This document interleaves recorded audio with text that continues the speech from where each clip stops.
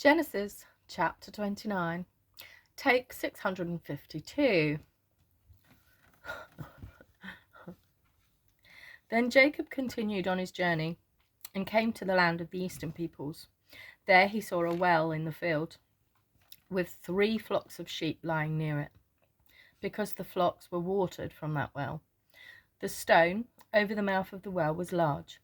When all the flocks were gathered there, the shepherds would roll the stone away from the well's mouth and water the sheep. Then they would return the stone to its place over the mouth of the well. Jacob asked the shepherds, "My brothers, where are you from?" "We're from Haran," they replied. He said to them, "Do you know Laban, Nahor's grandson?"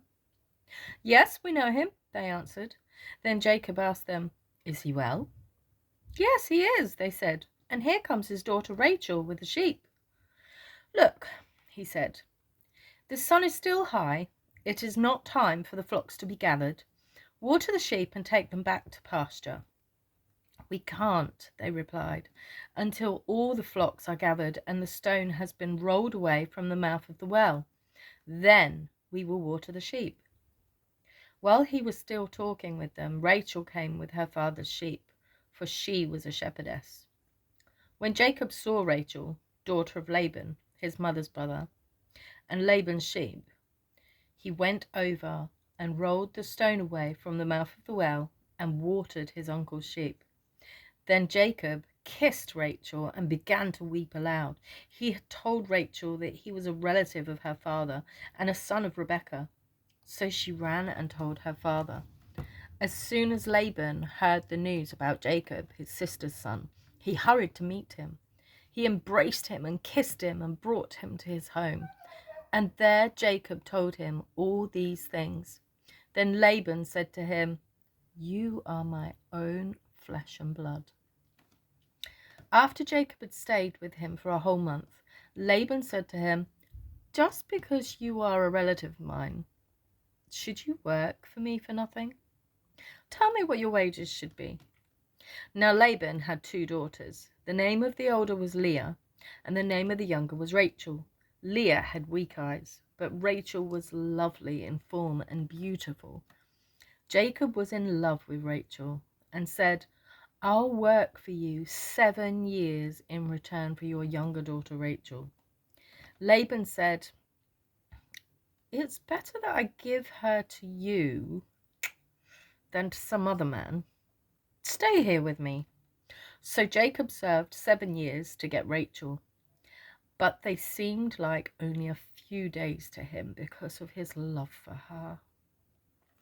Then Jacob said to Laban, "Give me my wife. My time is completed and I want to lie with her."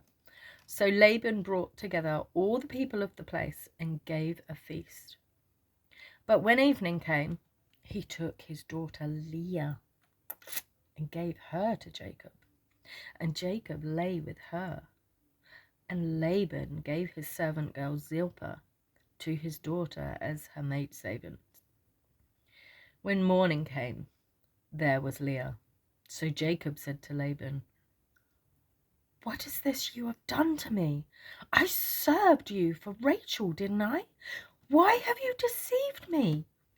Laban replied, "It is not our custom here to give the younger daughter in marriage before the older one. Finish this daughter's bridal week. Then we will give you the younger one also, in return for another 7 years of work." And Jacob did so. He finished the week with Leah, and then Laban gave him his daughter Rachel to be his wife. Laban gave his servant girl Bilhah to his daughter Rachel as her maidservant. Jacob lay with Rachel also, and he loved Rachel more than Leah, and he worked for Laban another 7 years. When the Lord saw that Leah was not loved, he opened her womb, but Rachel was barren. Leah became pregnant and gave birth to a son.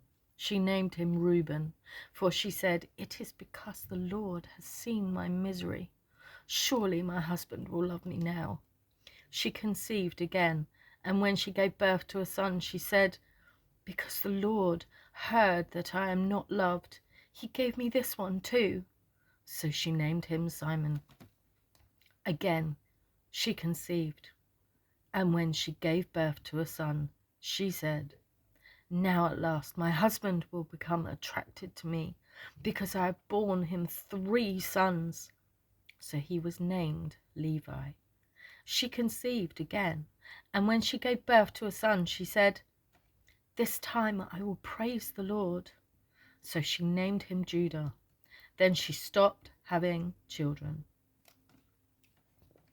Thank you for listening. Bye-bye.